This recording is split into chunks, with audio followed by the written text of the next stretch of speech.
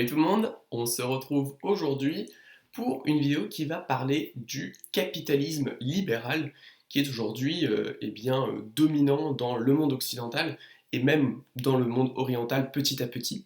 C'est clairement un système économique et aussi un système de pensée qui a totalement dominé toutes les autres idéologies, notamment après la chute du communisme, lorsqu'il y avait vraiment un conflit idéologique fort entre le communisme et le capitalisme.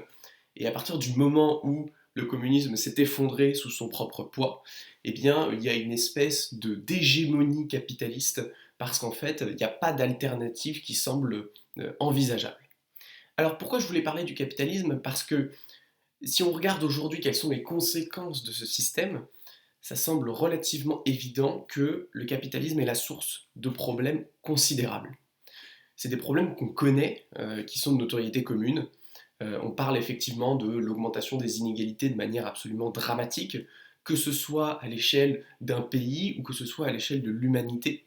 Il y a effectivement des écarts de richesse au sein d'êtres humains qui sont censés être plus ou moins égaux, qui deviennent absolument absurdes. Mais c'est pas tout.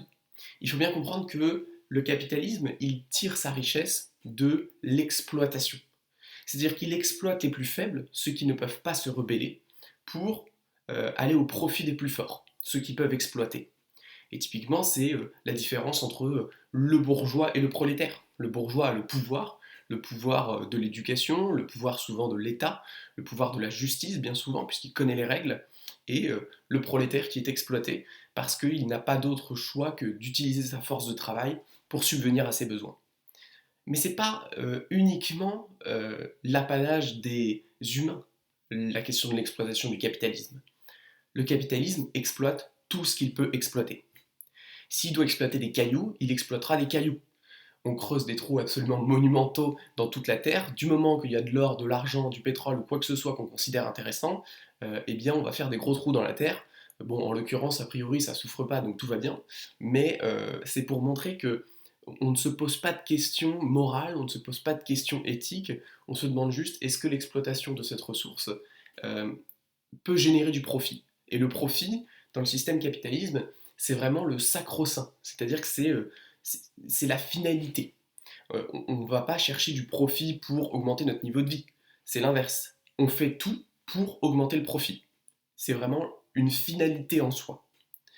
Et l'exploitation, elle s'étend aussi, bien évidemment, aux animaux. Quand on voit les fermes industrielles qui existent pour produire de la viande en masse, on est vraiment sur une objectification du vivant. C'est-à-dire qu'effectivement, a priori, il y a des animaux qui sont vivants, qui ont un cerveau, qui ont un système nerveux, etc.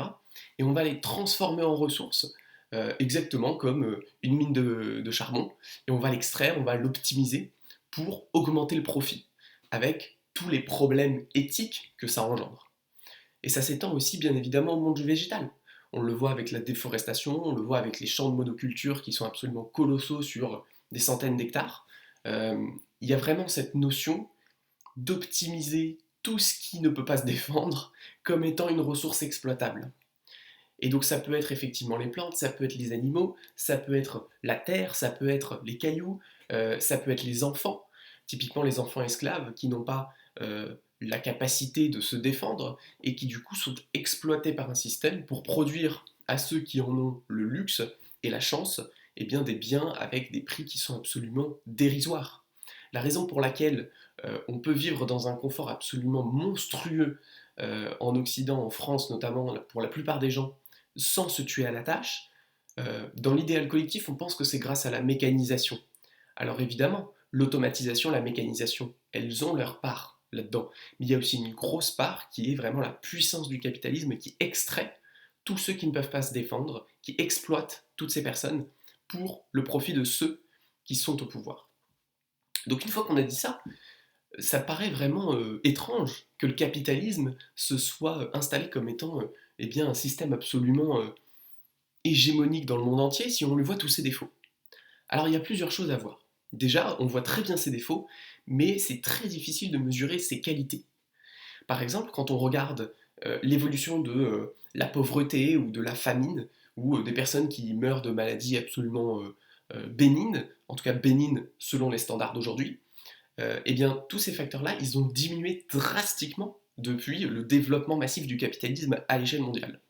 Donc autant on voit très bien les défauts du capitalisme, autant il y a des défenseurs effectivement de cette idéologie qui expliquent que la réduction de la pauvreté et de la famine à l'échelle mondiale, eh bien en fait, elle génère beaucoup plus de bien-être que le mal-être qui est généré par l'exploitation de ceux qui ne peuvent pas se défendre.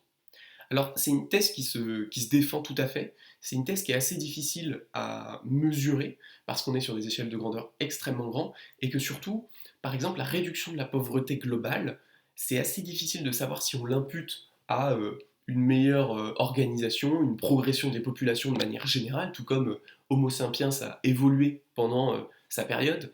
Il n'était pas tout le temps sous le régime du capitalisme et pourtant il a quand même évolué. Donc, est-ce que vraiment l'augmentation du niveau de vie moyen, il est dû au capitalisme ou il est dû à juste les humains de génération en génération essayent de faire mieux que la génération du dessus? Ça, c'est assez difficile de déterminer la part du capitalisme là-dedans. En tout cas, ce qui est intéressant, c'est qu'une fois qu'on considère le capitalisme comme un ennemi, eh bien on se pose la question de que faire pour faire tomber cet ennemi. Et cette question, elle est extrêmement compliquée. Elle est extrêmement compliquée parce que une réponse classique, typiquement libérale, c'est de dire bah, il suffit de voter pour des partis qui sont contre le capitalisme ou qui sont pour un autre modèle de société. Sauf que cette vision de voir les choses, elle est clairement naïve parce qu'aujourd'hui, dans nos sociétés occidentales, il faut bien comprendre que l'information, elle a un impact absolument immense sur le résultat des élections démocratiques. Et en fait, l'opinion est, si ce n'est manipulée, en tout cas orientée en fonction des médias, en fonction de la couverture médiatique qui est faite. Il peut y avoir le meilleur candidat du monde, si on ne le voit jamais à la télé, il va jamais être élu. Et en fait, à partir de ce moment-là, on voit que les médias, typiquement, et les milliardaires ne s'y trompent pas, eh bien, ils les ont achetés. Ils les ont achetés pour que, eh bien, il y ait une information qui soit diffusée et qui n'aille pas contre leurs intérêts. Donc ça, c'est un vrai problème et ça bloque, ça crée un verrou au niveau d'une solution purement démocratique qui dirait, bon bah voilà, si une majorité de personnes votent pour un système qui est autre que le capitalisme, alors on change de système. Sauf que a priori, ça ne va pas se passer comme ça. Et l'autre manière de faire, c'est la manière un peu plus violente, c'est-à-dire la manière de dire bah, on va bloquer les raffineries, on va faire grève, etc. Et en fait, l'origine de cette idée, c'est de dire le capitalisme, son but c'est le profit. Alors qu'est-ce qu'on va faire? On va attaquer là où il est le plus faible, au niveau de l'économie. Et on va ralentir cette économie pour qu'il puisse s'écrouler. Sauf qu'en fait, c'est très difficile et très peu efficace. Déjà parce que aucun pays n'a arrêté le capitalisme sous prétexte qu'il y avait des grèves, mais surtout parce que ce qu'il faut bien comprendre, c'est que le capitalisme est capable de non seulement terrasser ses adversaires idéologiques, mais, et c'est ça le plus intéressant, et pour moi c'est la raison pour laquelle il est encore puissant aujourd'hui, il se nourrit de ses adversaires. C'est-à-dire que typiquement, un mouvement comme le minimalisme, un mouvement comme l'écologie, c'est des mouvements qui sont profondément anticapitalistes dans le sens où ce sont des mouvements qui font passer le bien-être, qui font passer la vie, qui font passer le bonheur avant la notion de profit. Et donc en ça, ce sont des adversaires idéologiques. Mais ce qui est très intéressant, c'est que le capitalisme, c'est pas une dictature autoritaire qui va interdire ou qui va assassiner ses opposants. Le capitalisme, il va se nourrir de ses opposants, il va un peu il va les gober et il va les transformer. Et c'est typiquement ce qui se passe avec le capitalisme et le minimalisme, qui sont aujourd'hui des notions très largement bourgeoises. Quand on parle de capitalisme, on pense, quand on parle d'écologie, pardon, on pense au Parisien bobo qui a le luxe d'aller acheter à Biocop, de prendre le vélo parce qu'il est de toute manière à 1 kilomètre de son travail, etc. Et en fait, c'est ça la folie, c'est qu'en fait, le capitalisme arrive à transformer et à devenir encore plus fort grâce à ses ennemis. Et c'est pareil avec le minimalisme. Le minimalisme, c'est quoi? C'est de dire, on se détache du matériel, on arrête de penser au profit et on pense euh, au ressenti finalement du moment. Et qu'est-ce que réussit à faire le capitalisme? Il réussit à transformer le minimalisme en un marché tout entier.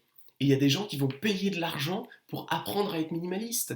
Il y a des gens qui vont payer de l'argent pour acheter des livres pour être minimaliste, c'est-à-dire qu'ils vont acheter un objet pour apprendre à avoir moins d'objets.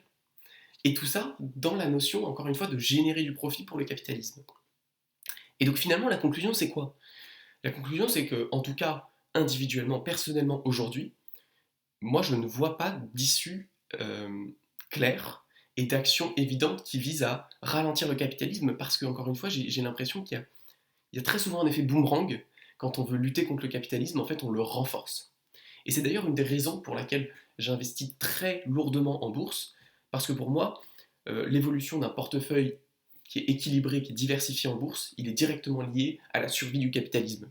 Si le capitalisme survit, un portefeuille boursier diversifié aura des performances efficaces, comme il en a eu lors des 150 dernières années.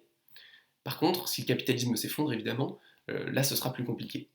Sauf que quand je vois avec la puissance avec laquelle il a surmonté des épreuves comme les guerres mondiales, comme la guerre froide, comme le Covid, tout le monde était enfermé chez soi. L'économie, à ce moment-là, on se dit l'économie est à terre. Et si l'économie est à terre, eh bien finalement, euh, le capitalisme est à terre. Tout le monde est chez soi, tout le monde a le temps de penser. On ne peut plus dire les gens, ils sont tellement occupés à travailler toute la semaine, ils ne peuvent pas réfléchir à autre chose, etc. Les gens avaient le temps, l'économie était à terre, et pourtant qu'est-ce qui se passe? À la seconde où l'épidémie est plus ou moins sous contrôle, on réouvre tout et on repart bouchée double. Donc ça, c'est ce qui me fait croire que le capitalisme, malgré son apparence fragile, eh bien, il est beaucoup plus puissant et beaucoup plus adaptable que ce qu'on pense. N'hésitez pas à me dire en commentaire ce que vous en pensez, et je vous dis à ciao pour la prochaine.